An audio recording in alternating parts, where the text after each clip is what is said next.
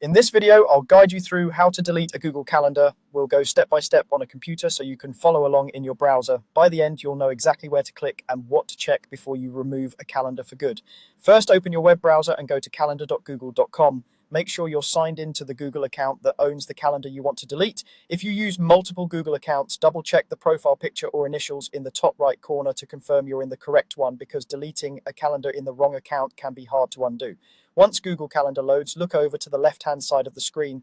You'll see a section labeled My Calendars. If it's collapsed, hover your mouse over it and click the little arrow or caret to expand the list.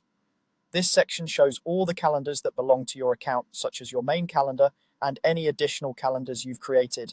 Next, find the specific calendar you want to delete in that My Calendars list. Hover your cursor over its name and you'll see 3 vertical dots appear to the right of it. These dots open more options for that particular calendar.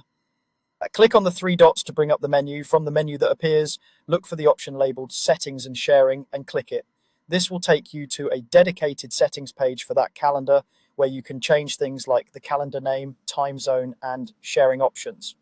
We're interested in the controls related to deleting the calendar, which are a bit further down on this page.